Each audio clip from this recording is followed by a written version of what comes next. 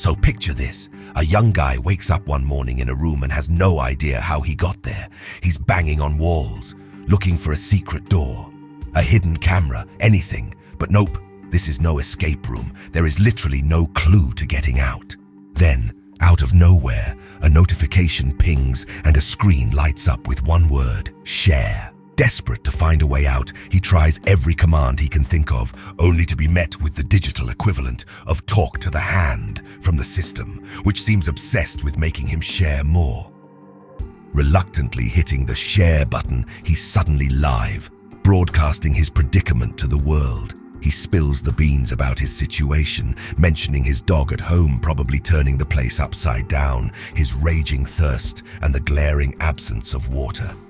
Just when he finishes his tale of woe to the cold, unfeeling eye of the AI, a miracle happens. A purchase option pops up. So, our guy is still lost, broke, and clueless about how to buy water in this bonkers bunker. As the reality of his audience hits him, he starts pulling faces like he's auditioning for a silent movie, then dramatically collapses, begging for help. Suddenly, his viewership skyrockets and donations start pouring in, though in some bizarre currency. He orders some food, and from nowhere, dog food is delivered through a mystery wall slot. He thinks those watching him are trying to be sarcastic by giving him dog food to remind him of his dog. However, desperation and a strict no-return policy lead him to dine on the dog chow, turning it into a spectacle by barking like he's the lead in The Secret Life of Pets. This choking hazard of a performance draws an even bigger crowd and, bingo, more donations, finally allowing him to afford some clothes. Except he sent a women's outfit. It would seem those watching him really do not want the best for him. Utterly baffled and sinking into despair, he spends the night weeping. But come dawn, he mans up for another live session, this time turning his bunker into a dance studio, pulling off moves that would make a b-boy envious. Gradually, he earns enough for a t-shirt, an inflatable mattress, a full set of men's clothes, shaving kit, and a mirror. Days roll by, and he caves into eating a burger despite his vegetarian vows, then hits the bottle hard. In a drunken fury, he attempts to shatter the screen into pieces. Turns out the screen is as hard as diamond. Realizing his tantrum cut the live stream, he's suddenly the picture of regret, begging the computer for forgiveness. When silence is the only reply, he demands release, only to break down completely, pleading for one more chance to keep the show on the road. In a moment straight out of a dramatic movie, our guy hits rock bottom, sprawled on the floor, accepting his grim fate. Suddenly, like a scene change in a sitcom, the monitor flickers to life, revealing a room that's a carbon copy of his. Another dude pops up on the screen, greeting him with a knowing look, and shares that he too has been caught in the occasional system glitch. He drops a bombshell. He's hit a milestone that's unlocked a network connecting other trapped streamers. The older guy has a theory that they're all chess pieces in a game played by a mysterious organization, the kind that's got the world's elite building high-tech bunkers like it's the latest fad. They spend the evening swapping tales about their bizarre new world, with the older guy's story taking more twists than a mountain road, leaving our main man more drained than ever. But then, a cough from the stream catches his attention. Trying to reconnect and hitting the older man's channel number, he stumbles into a cooking show instead, where a chef's teaching the fine art of culinary arts. No wonder my order at McDonald's was delayed. It would seem their main chef was also a captive. Diving into the digital rabbit hole, he starts dialing up random channels, stumbling upon a bizarre variety of streams. There are folks giving cat care tutorials, makeup tips, financial advice, and more, turning his monitor into a kaleidoscope of human experiences. Turns out, there are a lot of people in the same predicament as his. Unlike him, they are making the best use of that opportunity to share their talents and ideologies.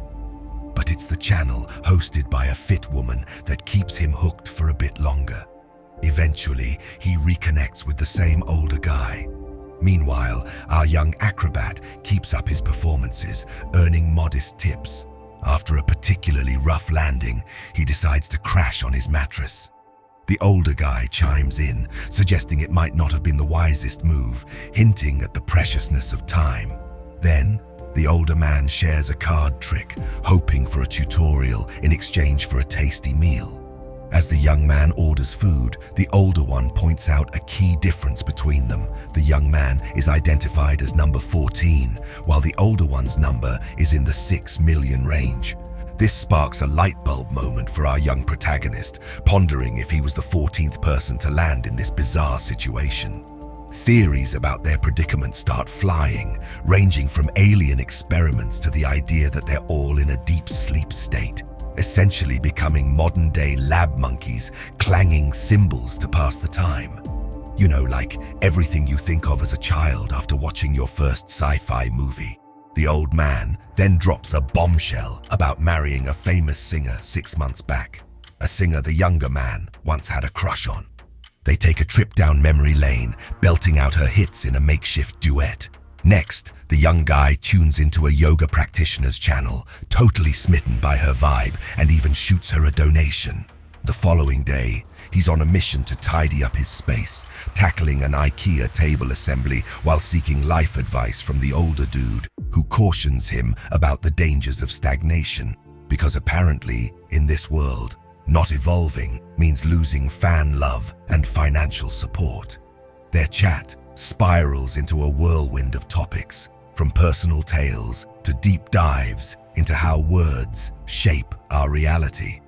The older pro then schools the newbie on personal branding 101.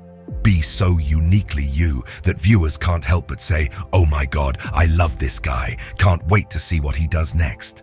He also stresses the importance of building suspense and grabbing the reins of control, essentially becoming the master of your narrative to effectively push whatever you're selling. Fired up by the sage advice, the young dude starts practicing new ways to express himself under the watchful eye of his seasoned mentor. His first attempt at introducing himself on camera goes about as smoothly as reciting a poem in preschool with a mouthful of marbles. The elder's feedback: inject some life into it, because right now, listening to you makes me want to lie down and wait for the sweet embrace of death. He's then advised to ditch the fancy vocabulary and just speak naturally, turning every day into a unique and memorable experience. Under the mentor's guidance, he dives into physical workouts, cooking, singing, and even pulling off magic tricks. This variety ropes in a new crowd and boosts his donation income. He also shares some of his newly earned points with his mentor, who had only 13 points. By night, he's leading meditation and breathwork sessions with the fitness woman, but then the older guy's cough interrupts. He tries looking for a prompt to purchase the older guy some medicine, but this hilariously misfires as he activates a screen into another woman's room mid-shower. Her initial reaction? Not thrilled, demanding he spin around and mistaking him for a kidnapper. But once the young man frantically clarifies he's also a captive, they agree to some ground rules to coexist in this unexpected meetup. Soon enough, his seasoned mentor chimes in, making it a three-way conversation.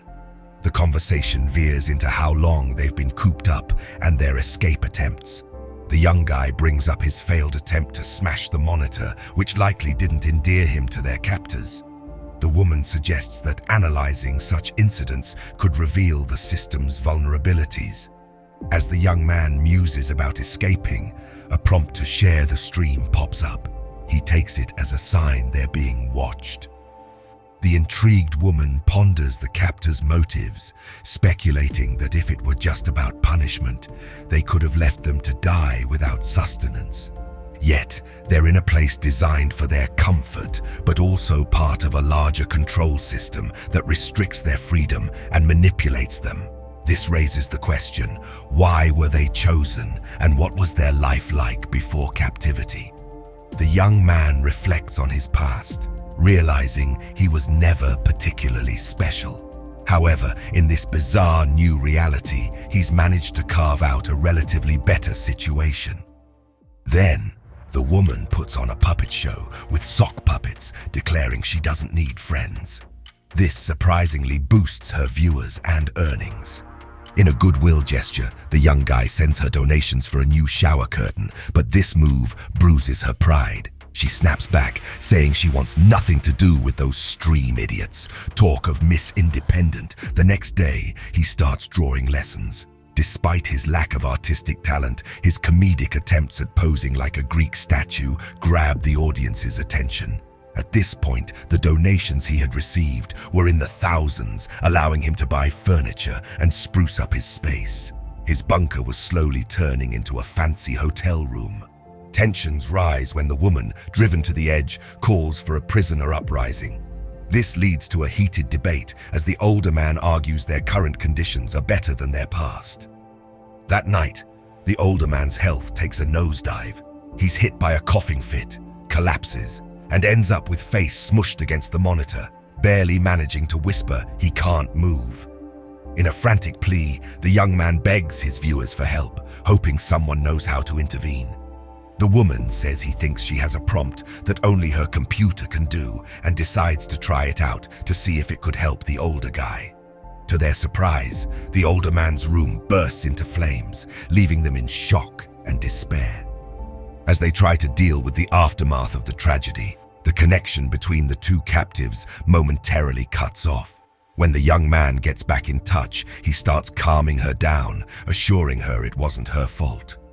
Then, he concocts a mini-show to lift her spirits.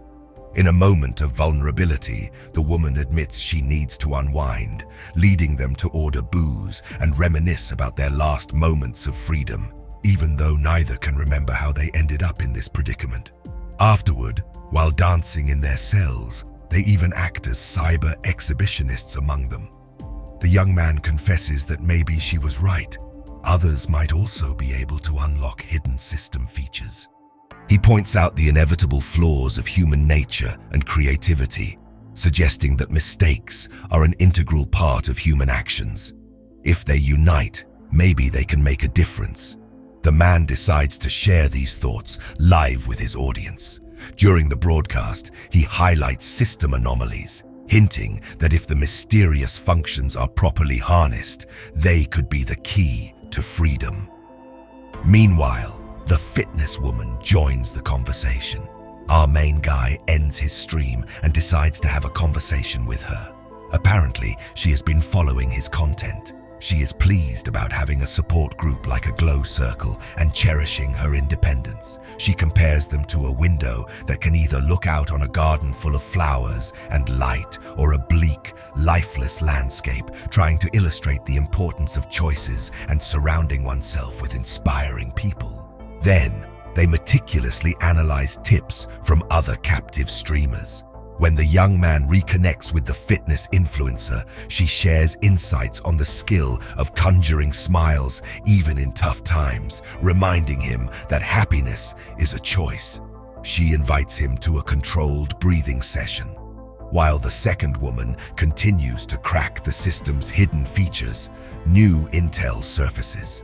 Some captives can control ventilation, others can shift walls. Together, they speculate about a network of interconnected rooms, pondering a map creation to aid navigation and potential escape. Despite hesitations and fears of distorting reality, the young man calls for caution. In a bold move, the woman chops off her hair, theorizing that unexpected behavior might distract their captors from their discussions. Meanwhile, the young man scours channels, stumbling upon a newcomer reminding him of his first days in this place. That night, he spends time with the fitness influencer who stresses the importance of living in the moment and warns against actions that might shatter their constructed reality. However, a fierce argument erupts between the women. It starts with the emphasis on maintaining a daily schedule and not disturbing sleep, escalating when the athlete accuses the other woman of inciting aggression, who then suspects the influencer might be one of the kidnappers. The women end their argument, and the fitness woman goes to bed. The young man then decides to start a stream to unite all the captives. The young man asks his viewers to send just 1 point to his number for them to know how many people are in the stream. To his astonishment, viewership skyrockets to millions. His earnings are boosted, and he is left in awe and euphoria over discovering their collective power and the possibility of achieving greatness as a group. But soon, he faces accusations of stealing the audience for personal gain. The fitness woman demands the broadcast end, labeling it toxic behavior. Then, a fierce conflict breaks out between the women. The fitness woman stands for maintaining independence, while the other woman calls for more radical actions. Eventually, she shouts her opponent's number and asks that she be punished. Suddenly, one room bursts into flames, and then another gets flooded, and then catches fire too. Feeling powerless, the young man witnesses the tragic end of his friends.